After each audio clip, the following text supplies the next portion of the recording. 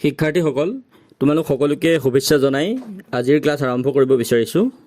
আমি তোমালোকৰ বায়ুমণ্ডল পাঠটিৰ বতাহৰ শ্ৰেণী বিভাজন বৈশিষ্ট্যৰ বিতৰণ সম্পৰ্কে আলোচনা কৰি আছিলোঁ। আমি পাইছোঁ যে বৃষ্টিটিৰ ওপৰত নিৰ্ভৰ কৰি বহলভাৱে বায়ু প্ৰবাহ বা বতাহক তিনিটা শ্ৰেণীত বিভক্ত কৰিব পাৰি আৰু ইয়াৰে প্ৰথমটো হৈছে মুখ্য বা প্ৰাথমিক বায়ু প্ৰবাহ, দ্বিতীয়টো হৈছে গৌণ বায়ু প্ৰবাহ আৰু তৃতীয়টো হৈছে স্থানীয় বায়ু প্ৰবাহ। আমি ইয়াৰ আগৰটো ক্লাছত মুখ্য বা প্ৰাথমিক বায়ু প্ৰবাহৰ বিষয়ে আলোচনা কৰিলোঁ। আজি আমি গৌণ বায়ু প্ৰবাহ আৰু স্থানীয় বায়ু প্ৰবাহৰ বিষয়ে আলোচনা কৰিম। আমি প্ৰথমে আলোচনা কৰিম গৌণ বায়ু প্ৰবাহনো কি বা গৌণ বায়ু প্ৰবাহৰ ভিতৰতনো কি প্ৰকাৰৰ বায়ু প্ৰবাহ অন্তৰ্ভুক্ত হয় সেই কথাটো। ভূপৃষ্ঠৰ প্ৰকৃতি আৰু ভূমি জলভাগৰ বিস্তৃতিৰ বিভিন্নতা তথা আঞ্চলিক আৰু ঋতুভিত্তিক চাপৰ তাৰতম্যৰ ফলত পৃথিৱীৰ বিভিন্ন অঞ্চলত সৃষ্টি হোৱা বায়ু প্ৰবাহবোৰক সাধাৰণভাৱে গৌণ বায়ু প্ৰবাহ বুলিব পাৰি। মানে ভূপ্ৰাকৃতিক বিভিন্ন অৱয়ৱসমূহ জলভাগ বা স্থলভাগৰ বিস্তৃতি আৰু আঞ্চলিক আৰু ঋতুভিত্তিক চাপৰ পাৰ্থক্যৰ বাবে পৃথিৱীৰ বিভিন্ন অঞ্চলত বিভিন্ন প্ৰকাৰৰ বায়ু প্ৰবাহৰ সৃষ্টি হয় আৰু সেইবোৰকে গৌণ বায়ু প্ৰবাহ বুলি কোৱা হয়।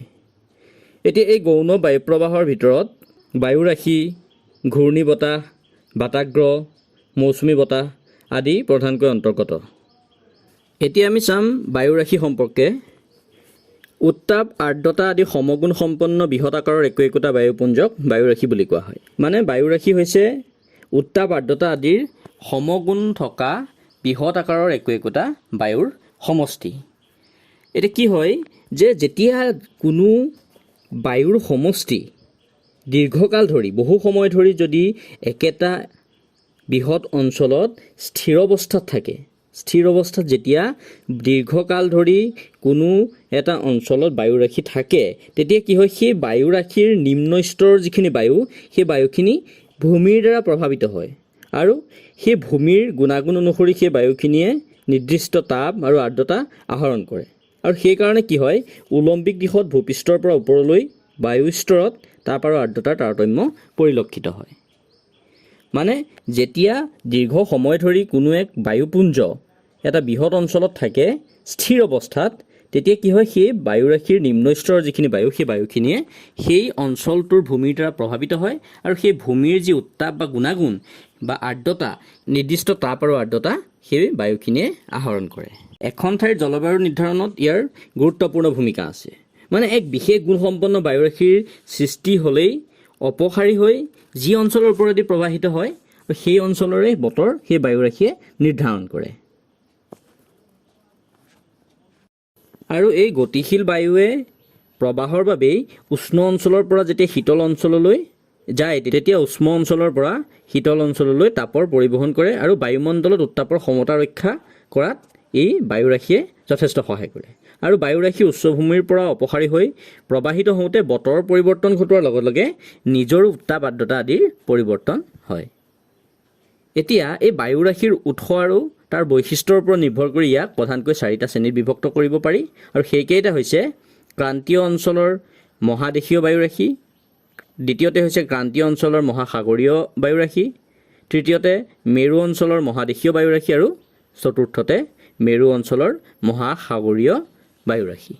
গতিকে আমি গম পালোঁ যে বায়ুৰাশিৰ উৎসস্থান আৰু তাৰ বৈশিষ্ট্যৰ ওপৰত নিৰ্ভৰ কৰি ইয়াক প্ৰধানকৈ 4টা ভাগত বিভক্ত কৰা হৈছে। এতিয়া আমি অন্য এক প্ৰকাৰৰ গৌণ বায়ু প্ৰবাহৰ বিষয়ে চাম। সেইবিধ হৈছে বাতাগ্ৰ। এতিয়া বাতাগ্ৰ মানেনো কি? যেতিয়া উত্তাপ, আৰ্দ্ৰতা, চাপ, ঘনত্ব আদিৰ তাৰতম্য থকা দুটা বিপৰীত গুণসম্পন্ন বায়ুৰাশি পৰস্পৰৰ সন্মুখীন হয়, ইহঁতৰ মাজত পোন পোন মিশ্ৰণ নঘটি দুটাৰ মাজত এক বিচ্ছেদক বায়ুপৃষ্ঠৰ বা বিচ্ছেদক ৰেখাৰ সৃষ্টি হয় আৰু ইয়াকে বাতাগ্ৰ বোলা হয়। মানে দুটা বিপৰীত গুণসম্পন্ন বায়ুৰাশি, দুটা বিপৰীত দিশৰ পৰা অহা দুই বিপৰীত গুণসম্পন্ন বায়ুৰাশিয়ে যেতিয়া পৰস্পৰৰ সন্মুখীন হয়, তেতিয়া সিহঁতে পোনে পোনে মিশ্ৰণ নঘটে, দুয়োটা বায়ুৰাশি মিশ্ৰণ ঘটি নগৈ কি হয় এক বিচ্ছেদক বায়ুপৃষ্ঠৰ সৃষ্টি কৰে আৰু সেই বিচ্ছেদক বায়ুপৃষ্ঠ বা বিচ্ছেদক ৰেখাকে বাতাগ্ৰ বুলি কোৱা হয়। আৰু এই বাতাগ্ৰ সৃষ্টি হ'বলৈ দুটা বিশেষ অৱস্থাৰ প্ৰয়োজন আৰু সেই বিশেষ অৱস্থা দুটা হৈছে দুটা বায়ুৰাশিৰ এটা আনটোৰ তুলনাত শীতল বা গধুৰ হ'ব লাগিব। আমি পাইছোঁ যে দুটা বিপৰীত গুণসম্পন্ন বায়ুৰাশি, হয়নে? গতিকে সেই বায়ুৰাশি দুটা এটা আনটোৰ তুলনাত শীতল আৰু গধুৰ হ'ব লাগিব। দ্বিতীয়তে বায়ুপ্ৰবাহ অভিসাৰী হ'ব লাগিব যাতে দুই বায়ুৰাশি বিপৰীত দিশৰ পৰা পৰস্পৰ অভিমুখে প্ৰবাহিত হয়। মানে এই দুই বায়ুপ্ৰবাহ কি হ'ব লাগিব? অভিসাৰী হ'ব লাগিব, যাতে কি হয় সেই দুটা বিপৰীত দিশৰ পৰা বায়ুৰাশি দুয়োটা বায়ুৰাশিৰ সন্মুখাসন্মুখীকৈ পৰস্পৰৰ অভিমুখে প্ৰবাহিত হৈ আহে। এতিয়া প্ৰকৃতি আৰু গুণাগুণৰ ভিত্তিত এই বাতাগ্ৰবোৰক প্ৰধানকৈ 4টা শ্ৰেণীত বিভক্ত কৰিব পাৰি, আৰু সেইকেইটা হৈছে শীতল বাতাগ্ৰ, উষ্ম বাতাগ্ৰ, অচল বাতাগ্ৰ আৰু অন্তৰ্ধিত বাতাগ্ৰ। এতিয়া শীতল বাতাগ্ৰ কি? যে যি বাতাগ্ৰত শীতল বায়ুৰাশিয়ে উষ্ম বায়ুৰাশিৰ স্থানান্তৰ কৰে তাক শীতল বাতাগ্ৰ বোলে।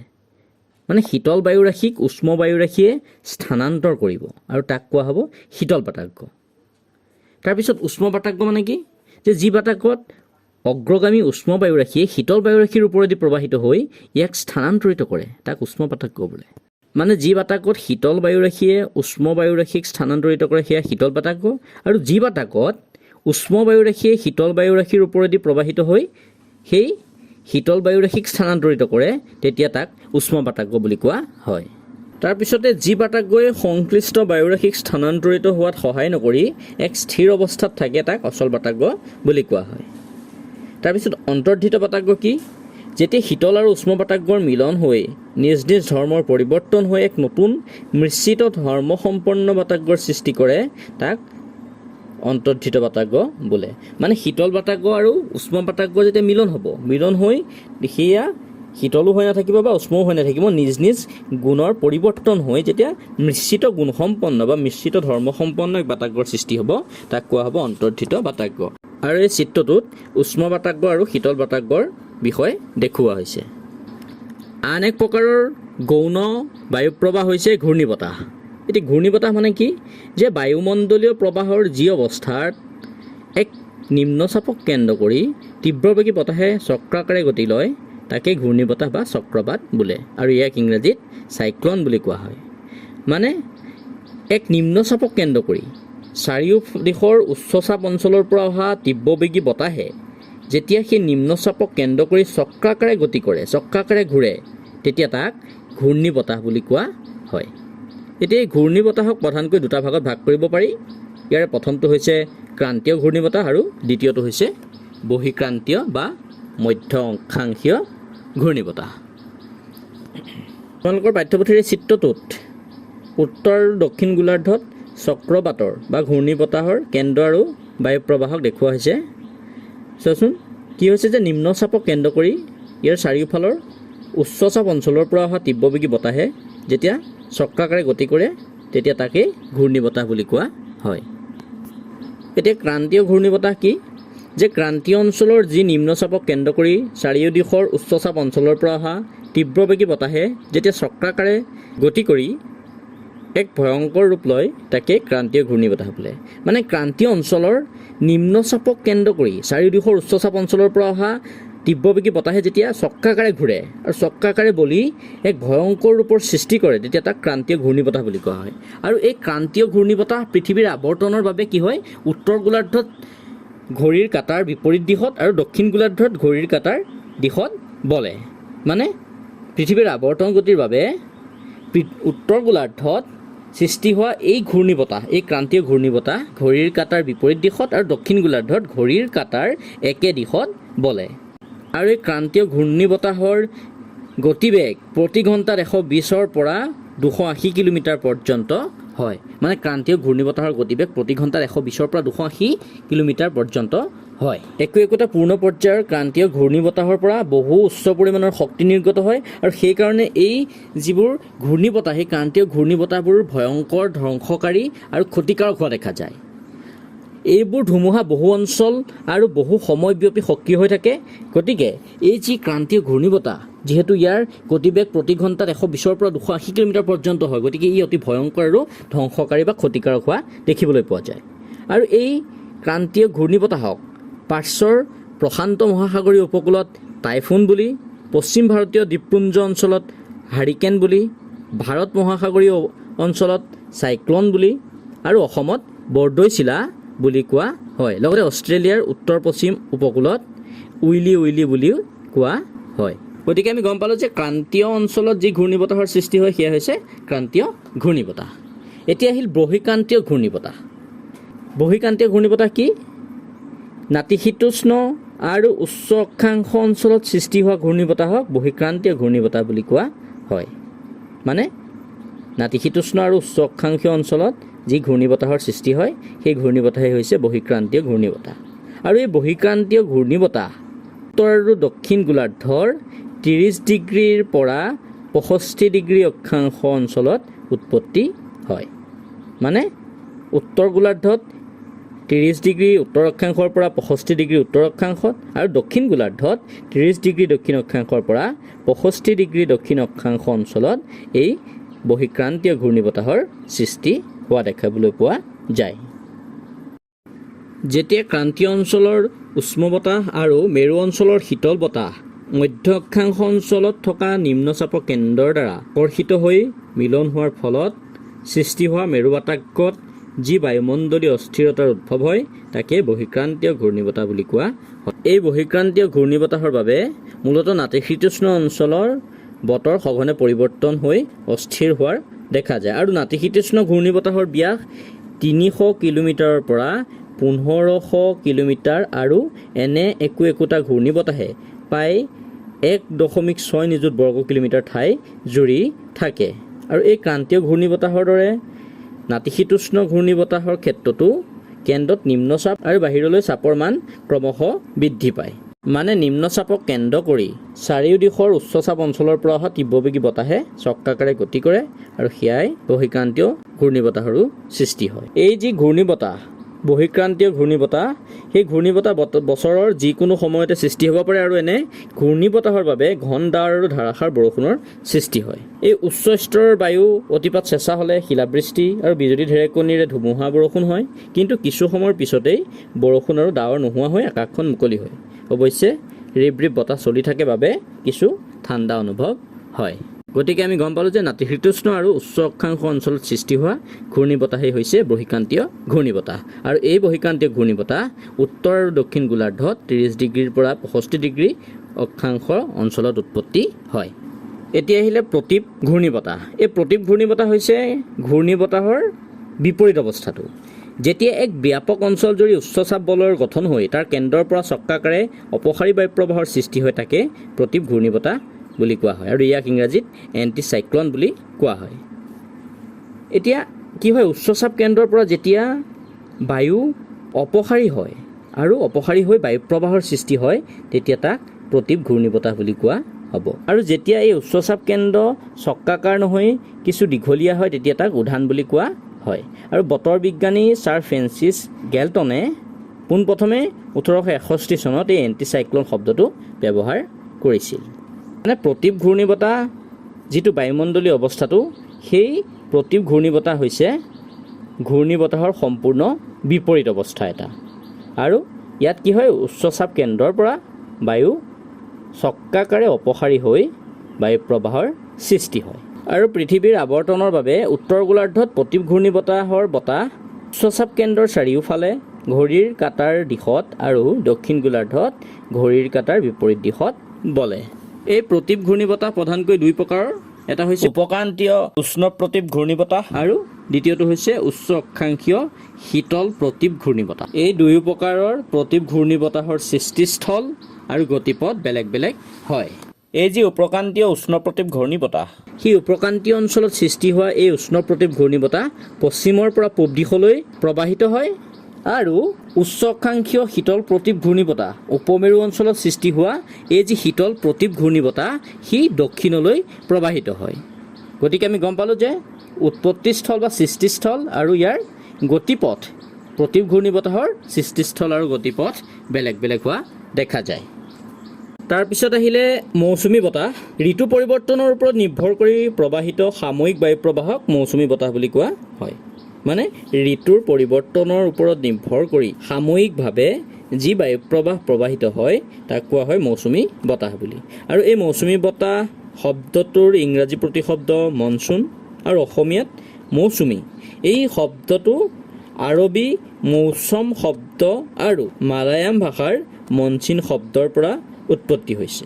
এই মৌচুমী বতাহ হৈছে এক প্ৰকাৰৰ পৃষ্ঠীয় বায়ু প্ৰবাহ যাৰ গ্ৰীষ্মকালৰ গতিদিশ শীতকালৰ সম্পূৰ্ণ বিপৰীত হয় আৰু ঋতু পৰিৱৰ্তনৰ লগে লগে উষ্ণতা আৰু চাপৰ তাৰতম্যৰ বাবে মৌচুমী বতাহৰ দিশ সলনি হয়। প্ৰধানকৈ এই মৌচুমী বতাহ হৈছে ক্ৰান্তীয় আৰু উপক্ৰান্তীয় অঞ্চলৰ এক আঞ্চলিক বায়ু প্ৰবাহ আৰু পৃথিৱীৰ এনে অঞ্চলৰ যিবোৰক সাগৰ মহাসাগৰেৰে আৱৰি আছে বা সাগৰ মহাসাগৰে আগুৰি আছে তাত মৌচুমী প্ৰবাহ বেছিকৈ পৰিলক্ষিত হয়। গ্ৰীষ্মকালত কি হয়, জলপৃষ্ঠৰ তুলনাত স্থলপৃষ্ঠৰ বা ভূভাগৰ উষ্ণতা বৃদ্ধি হয় আৰু সেইবাবে সেই ঠাইৰ উল্লেখনীয়ভাৱে চাপ হ্ৰাস পায়, অৰ্থাৎ তুলনামূলকভাৱে ভূভাগত নিম্ন চাপৰ সৃষ্টি হয় আৰু জলভাগত উচ্চ চাপৰ সৃষ্টি হয়। আৰু সেইকাৰণে গ্ৰীষ্মকালত মহাসাগৰীয় উচ্চ চাপ অঞ্চলৰ পৰা দ্ৰুত গতিত কম বেছি পৰিমাণে চেঁচা আৰু সেমেকা বায়ু ভূভাগলৈ বলে। আনহাতে কি হয়, শীতকালত ভূভাগৰ তুলনাত জলভাগৰ উষ্ণতা বেছি হয়, সেইবাবে জলভাগত নিম্ন চাপৰ সৃষ্টি হয়, অৰ্থাৎ ভূভাগত উচ্চ চাপৰ সৃষ্টি হয়। আৰু সেইকাৰণে শীতকালত মহাদেশীয় উচ্চ চাপ অঞ্চলৰ পৰা শুকান আৰু কিছু চেঁচা বতাহ জলভাগলৈ প্ৰবাহিত হয়। মানে ঋতু পৰিৱৰ্তনৰ লগে লগে উষ্ণতা আৰু চাপৰ তাৰতম্যৰ ফলত মৌচুমী প্ৰবাহৰ বা মৌচুমী বতাহৰ দিশ সলনি হোৱা দেখা পোৱা যায়। গতিকে গ্ৰীষ্মকালৰ গতিদিশ শীতকালৰ গতিদিশৰ সম্পূৰ্ণ বিপৰীত, মানে মৌচুমী বতাহৰ গতিদিশ গ্ৰীষ্মকাল আৰু শীতকালত বেলেগ বেলেগ হোৱা দেখা যায়। এতিয়া আমি চাম স্থানীয় বায়ু প্ৰবাহৰ বিষয়ে। কিছুমান স্থানীয় কাৰক যেনে ভূ অৱয়বৰ বিভিন্নতা, উচ্চতাৰ তাৰতম্য আদিৰ বাবে সীমিত অঞ্চল সামৰি যি বায়ু প্ৰবাহৰ সৃষ্টি হয় তাক স্থানীয় বায়ু প্ৰবাহ বুলি কোৱা হয়। মানে স্থানীয় কিছুমান কাৰক, ধৰি লোৱা ভূপৃষ্ঠৰ বিভিন্নতা বা উচ্চতাৰ তাৰতম্য বা পাৰ্থক্যৰ বাবে এটা সীমিত অঞ্চল সামৰি যি বায়ু প্ৰবাহৰ সৃষ্টি হ'ব তাকে স্থানীয় বায়ু প্ৰবাহ বুলি কোৱা হয়। আৰু এই স্থানীয় বায়ু প্ৰবাহক অস্থায়ী বা অনিয়মিত বায়ু প্ৰবাহ আৰু তৃতীয়ক বায়ু প্ৰবাহ বুলিও কোৱা হয়। এই স্থানীয় বায়ু প্ৰবাহৰ ভিতৰত জলবতাহ, স্থলবতাহ, পাৰ্বত্য বতাহ আৰু ভৈয়ামৰ বতাহ আদি উল্লেখযোগ্য। এতিয়া আমি চাম জলবতাহ আৰু স্থলবতাহৰ বিষয়ে। তোমালোকে এই কথাটো জানা যে জলভাগ আৰু স্থলভাগৰ উত্তাপ গ্ৰহণ কৰা আৰু উত্তাপ ত্যাগ কৰাৰ ক্ষমতা বেলেগ বেলেগ হয়। কি হয়, স্থলভাগে দিনৰ ভাগত অতি কম সময়ত তাপ শোষণ কৰি লৈ সোনকালে উত্তপ্ত হৈ যায়, ঠিক সেইদৰে ৰাতি অতি সোনকালে তাপ এৰি দি অতি সোনকালে চেঁচা হৈ যায়।